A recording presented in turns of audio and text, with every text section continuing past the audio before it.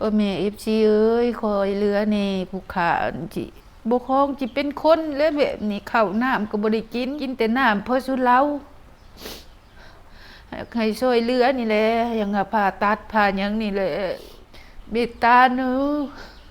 เมตตาผู้ขาเด้ทรมานอะลิเด้อ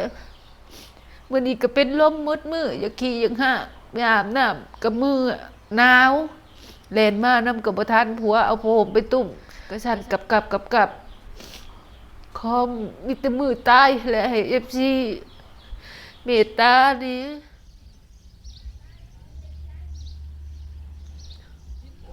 สบายดีสบายดีพ่อแม่พี่น้องเบิดสุขุสู่คนเบิดสมองสบอนเนาะพี่น้องเนาะเปิดคลิปขึ้นมามื้อนี้ก็พี่แหละนะท่านผู้ชมอ่าแวะเข้ามาหาทางเอื้อยมุกจันทร์พี่คือเก่าคือเดิมพี่น้อย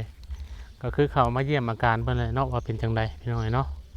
บางทีก็มาตั้งแต่สุดก่อนนี่พุมื้อนี้ก็เลยสิเข้ามาเป็นรอบที่สองพี่น้อยอัปเดตอาการเพิ่นนั่นแหละดีขึ้นแล้วบ่หรือว่าเท่าใดปะเดี๋ยวเฮาสิเข้าไปถามไทยทางอาการมึงก่อนโอ้เห็ดจังให้เพิ่นกลางนั้นอยู่บรรยากาศดีตอนน้องเลงพี่น้อยวิวทิวทัศน์เนาะป้าผมมองลายเลย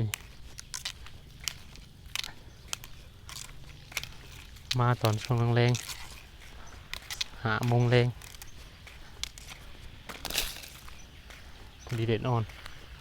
เด็ดพี่น้อยฮ้อนป้าประทดไปจัง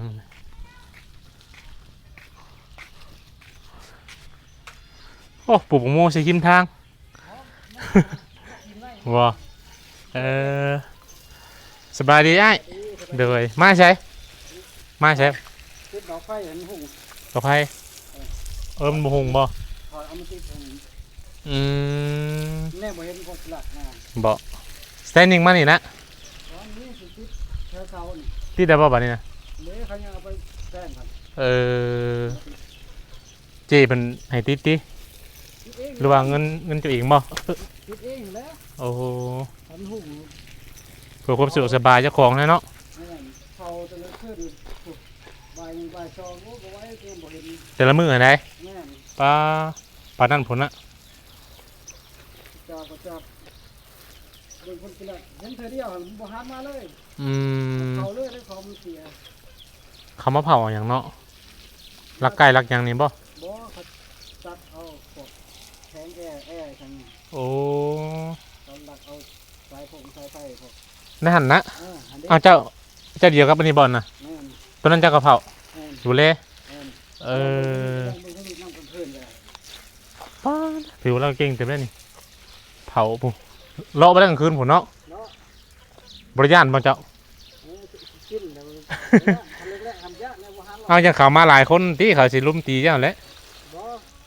เป็นข้างนอกบ่ข้างนอกบ่มีอ่ะเออเจ้าก็มีอาวุธป้องกันอยู่แล้ววะนี่จะฆ่าแล้วกำกระทุนกระทุนเอาไปพกซ้อมบ่ให้เห็นพกตอดแต่หัวค่ำลีเอาบัดสิเผาอันย่างมือคนบ่ไหวเนาะบ่ได้รับบ่ได้นอนแล้วก็คู่มือกันนั่นแหละบางที2 โมงทีบ่ายโมง2 โมงนี่หาเงินไปรักษาเพิ่นบ่มีเทียบไปชักยาวเขาก็บ่หันชักแล้วอันนี้เป็นยังไงมันเรื่องชักเขาอยากชักอะไรทำชักลายแล้วมันบ่ดีบ่ดีมันบ่เพิ่นสิเลี้ยงบ่น่ะเพิ่นลงบ่กินหักข้าวเราอยู่ในแล้วว่าเดี๋ยวนี้เออเป็นเฮือนเพิ่นจะไปถามมึงก่อนเด้อถามเพิ่นก่อนพี่น้องเป็นจังไดอาการ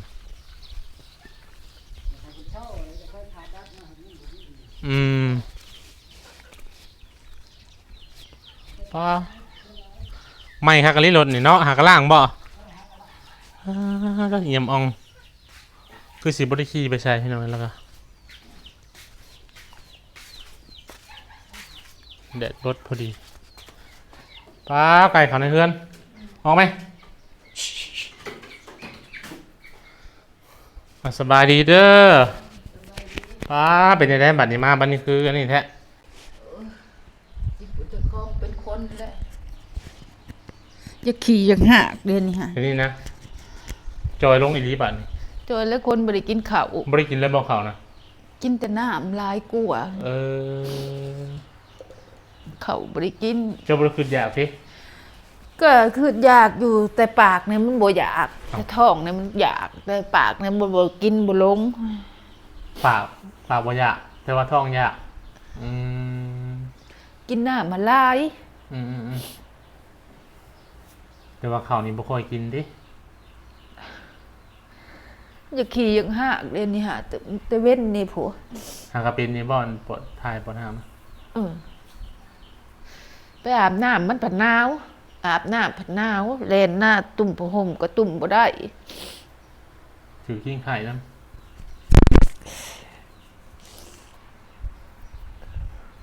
คิดกันได้ครับ โอ้บ่คงเป็นคนแหละแบบนี้ มานี่เป็นแห้งดำแห้งจอย ให้มืดมือมื้อนี้ก็ได้ เมื่อยบ่เจ้าตอนนี้ เมื่อยแล้ว อืม ตั้งทรงขึ้นคันไปแทกก็ได้ บ่ มี มื้อนี้สิไปซักยาบัดนี้ ว่าอยากไปซักยาเลยไปติดหนี้หั้นแหล้ว ที่นี่เข่งขายลงบ้านเนาะ ลงมืดนั่นแหละ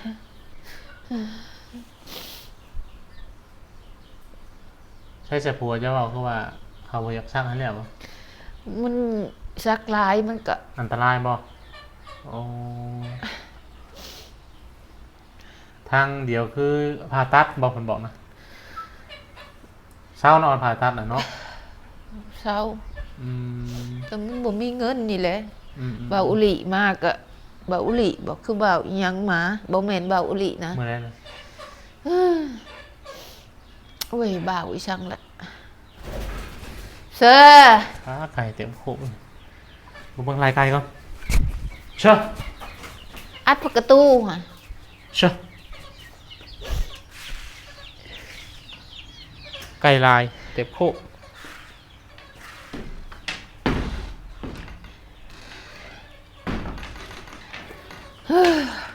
อัดเพิ่นให้ทำนั่นแหละเฮาหันใจยากเฮ็ดนะ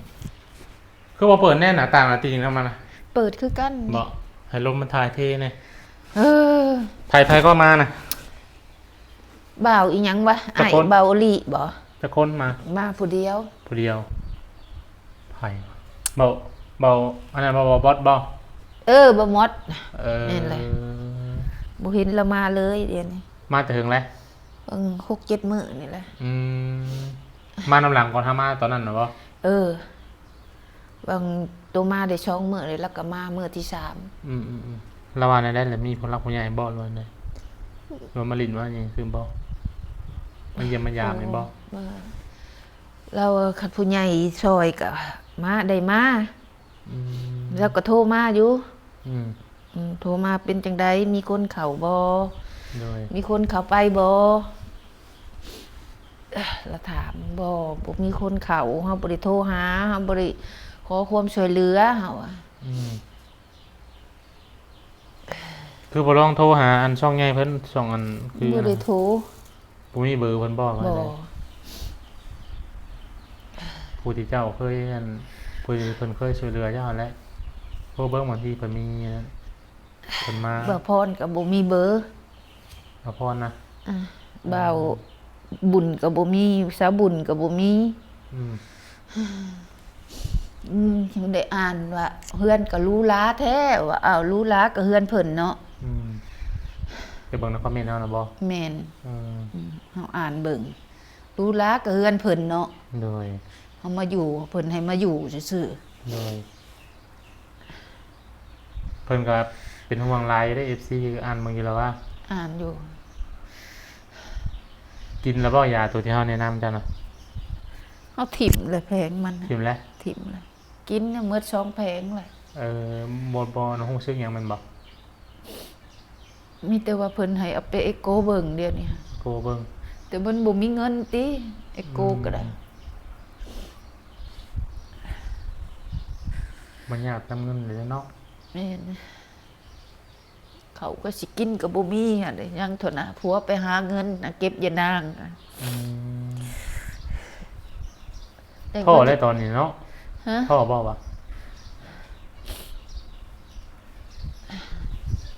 เฮาเจ็บนี่เจ็บนี่เดี๋ยวนี้ฮะเฮาบ่ม่วน ยังก็ กำจะขี่อยากหา FC เพิ่นว่าหยังก็มดลูกหยังนะเพิ่นว่านะจะอ่านบ่ยังบ่ อ่านบ่ได้อ่านบ่หมดปานใดนะ เออ เฮาอ่านเฮาเจ็บเฮาบ่ได้วนน้ำโทรศัพท์นะ เออมันมดลูกมันจังได๋เพิ่นว่าก้อนมดลูกมันยังทุกอย่างเลยนะก็จื้อบ่ได้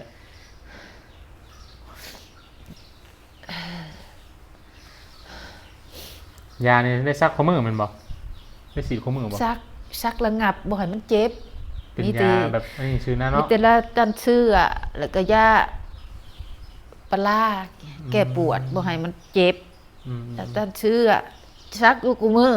โดย มันสิเข้าลาดเลยติดหนีนี่ เออ ใครแต่กระเจ้าให้ติดยังว่า อืมแต่อาการยังบ่ได้ดีขึ้นจักทีติมีแต่แย่ลงบ่ บุคล้องแล้วแบบนี้ คันผ่าตัดไหนเศร้าไปหน่อยพอบ่ผ่าตัดก็เว้าหั่นแหละอันตรายได้อันนี้นะ KFC ของคอมเมนต์นะ มันปวดมันคัดในนี่ อืม คือเอาใหม่มาแทงบัดเหี่ยวก็ ปวดบ่ มันปวดคือเอาใหม่มาขวงนี่ เออ ยังเชื่อเหี่ยวหนังหัวสวมมีแต่เห็ดเนี่ยนี่ เออ หนังจำบ่ได้ บ่ เหี่ยวออกหมดจังหนังมันคัดเด้มันแสบในบนปากมดลูกอะ อืมทรมานเนาะ เฮาให้มืดมื้อนะเฮาเลาะเฮือนนี่จนทั่วหมดเฮาให้แต่บ่ายโพมันจะขี่อย่างหักมันฮ้อนยาหม่องนี่บ่ได้เอาออกแต่ในมือ ติดเลย อืม ย่างไปลังเทื่อมันก็อยากวินมันอยากล้ม อืม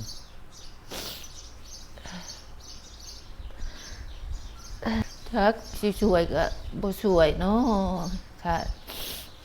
ช่วยก็บ่ช่วย14ก็ได้บ่มีตาจังดีช่วยนี่เด้ FC เอ้ย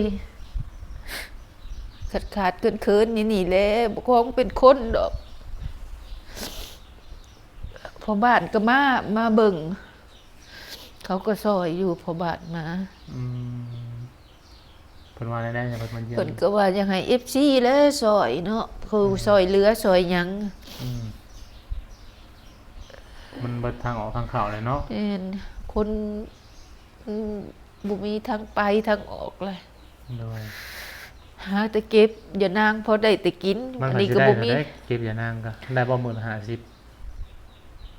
มื้อวานนี่ก็ได้ข้าว10โลก็เกลือไก่น้ำ ขายเก็บอย่านางอะไรเออ บ่3มื้อ 3มื้อได้ข้าว10โล แม่น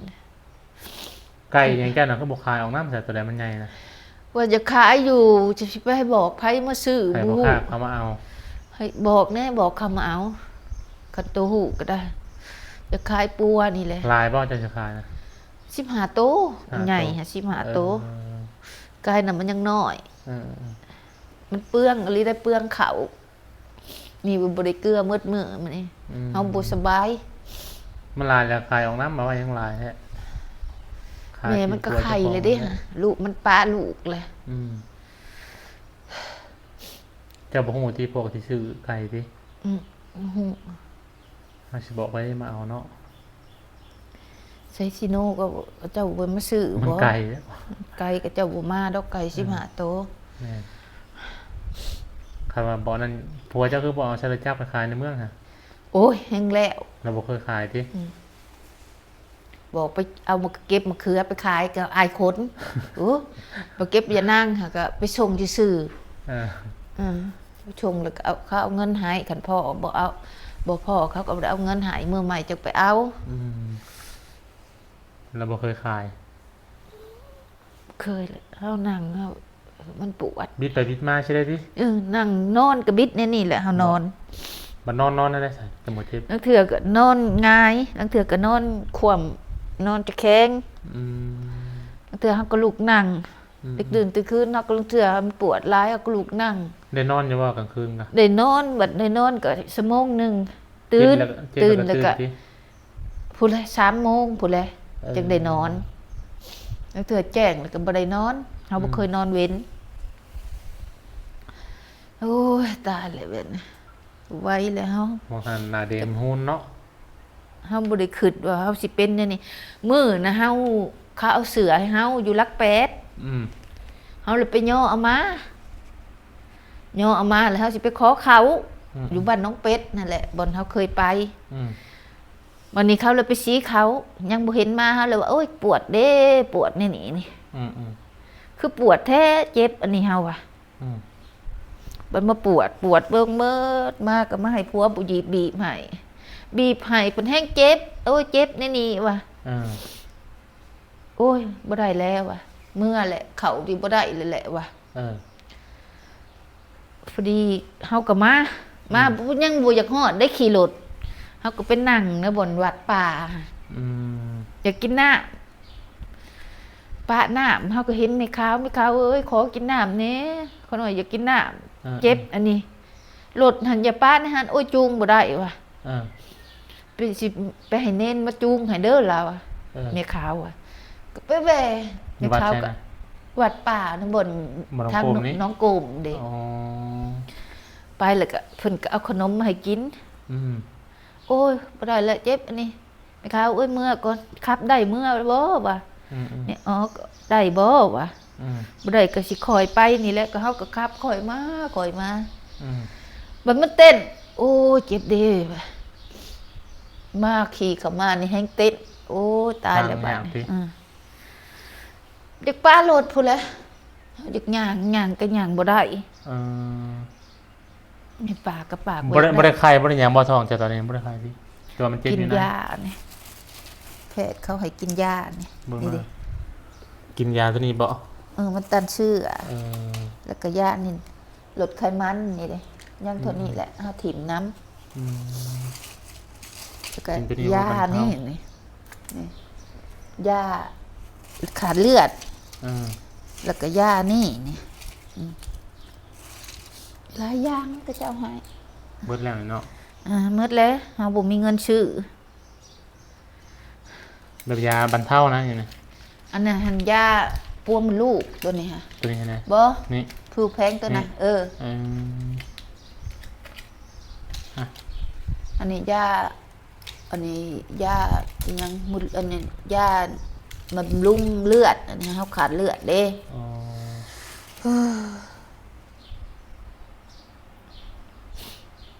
เป็นได้เจ๊จะบ่ได้โทรมาบ่เจ๊ บ่ บ่เงินได้ซะคือบ่บอกผู้นี้โทรบอกเพิ่น บ่ได้เบอร์หันยังว่า บ่ได้ เขา เบอร์ ไปล้างเบอร์อันเด้ เอาเบอร์น้ำปูนี่แล้วน้ำปูอันลุงนะฮะ โอ้ยไปขอตั้งทะเลเครือเขาก็ บ่ บ่ ให้ดิ ให้เขาบ่ให้เขาว่าบ่มีแต่แท้เขามีอยู่เขาบ่ให้เขายันเจ้ซอยเฮา เออ ตอนเจ้มาตอนเฮามาอยู่ใหม่ๆค่ะเจ้ซื้อข้าวเป็นชอบมาให้เฮาน้ำ เออ มีอีสังเพิ่นซื้อมาให้เขาว่าเขาบ่ซื้อให้ อืม เขาเขียน อืม เขาเลยบ่ให้ แล้วบางเงินนั่นเขาว่าเพิ่นฝากมาแม่นเขาเป็นเบอร์โปรแกรมแม่นบ่ บ่แล้วเขาก็มาโอนใส่บัญชีเฮา โอ้ เฮา อย่า ก็ ว่า ไป อย่า เอาธนาคาร อย่าจี้ทางนั้นโอนมาพุ่นแล้วพุ่นนั้นเอามาให้เจ้าต่อ บ่ เออวันที่เท่าไหร่เงินออกนะ ที่31พุ่นเลย 31มื้อนี้ก็20เท่าไหร่21บ่ 22 22เนาะยังหลายมื้อเติบเป็นทิศพุ นี่มันอยากเป็นวินอีกไง ไปจักโมงสิไปซักยานะ จักหน่อยเลย อืมเต้งได้ไหมจ๊ะ ฮะ เต้งได้ไหม แค่หยัง เต้งเครื่องแล้วกันสิไปก็เต้งได้ไหม บ่ไปแบบนี้แล้วเฮาอาบน้ำเลย บ่เออ อาบน้ำแล้วเฮาย่างออกไปพักการ์ตูนเด้ก็เห็นตัวหมา อืม บางเทื่อเฮาก็คร้านไปนะ เลย เฮาอยากกินน้ำเฮาก็นั่งคร้านไปเฮาเจ็บแฮง ลองอันนั้นด้วยฮะขอความช่วยเหลือน้ำพ่อแม่ FC เพิ่นด้วยนบพนมมือขึ้นเจือ โอ้ยแม่ FC เอ้ยคอยเหลือนี่ผู้ขาจิบ่คองจิเป็นคนแล้วแบบนี้ข้าวน้ำก็บ่ได้กิน กินแต่น้ำเพราะสุเหล้าให้ช่วยเหลือนี่แหละอย่างว่าผ่าตัดผ่าหยังนี่แหละเมตตาหนูเมตตาผู้ขาเด้ ทรมานอะไรเด้อมื้อนี้ก็เป็นลมมืดมืออยากขี่อยากหากไปอาบน้ำกับมือหนาวแล่นมานำกับบ่ทันผัวเอาผ้าห่มไปตุ้มกระสั่นกลับของมีแต่มือตายแหละให้ FC เมตตานี่ ช่วยเหลือขายา ขายอกขายานี่แหละค่ะโรงบอกโรงพยาบาลนี่แหละ แต่ตอนนี้เนี่ยคือจะอยากผ่าตัดเนาะ แม่น อืม จากก้อนเบ้านี่แหละ โดย แล้วก็เจ็บนี่มันลูกบอนนี่เนี่ย เ บอนท้องน้อยนี่ โดย ให้FC ซอยเหลือนี่ทุกข์นี่แหละเว้าก็บ่เป็น โดย มันอยากเว้าออกไปมันก็เว้าบ่ได้ เอาพี่น้องเนาะภายที่เมตตาสงสารเพิ่นหรือว่าอยากช่วยเหลือมันก็ติดต่อมาหาทางประเทศเนาะพี่น้องเนาะหรือว่า YouTube ช่องใดก็ได้พี่น้องเอ้ยสำหรับผู้ใดที่แบบอยากช่วยเพิ่นนั่นแหละเรื่องรักษาอีหยังก่อก้อนเบ้าบ่ ก้อนเบ้าใส่มดลูก โดยคันบ่ผ่าตัดก็คือบ่เซาต้องได้ผ่าตัดบัดนี้แหละฉีดยาฉีดหยังไว้บัดนี้มันก็พอแต่พอบรรเทาบ่พอสิได้บ่พอสิเซาเนาะพอเบิดยาแล้วก็ พอสิ กลับมาเจ็บ เซา คือเก่าพี่น้อย เพราะบ่ให้มันเจ็บ โดยจั ข้าว งได๋ นี่กินบ่ได้คันต้มข้าวเปียกนี่ก็กินฮ้อนๆกินเพยกินหยังก็กินอีหยังก็ยาหยังก็กินฮ้อนๆจะกินได้ อืมโดยจังได๋ก็สู้ๆเด้อ เออ เศร้าอยู่ดอกบ่เป็นหยังดอกบ่ต้องให้หลายดอก มันเจ็บมันปวดนี่แหละ มันอดบ่ได้เออ มันก็ค่อยดีค่อยเศร้าขึ้นนั่นแหละโคตรเอาเฮากลับได้บัดนี้เด้อ โดย โดยเจ้าก็ไปฉีดยาใช้มันคำเลยสบายดี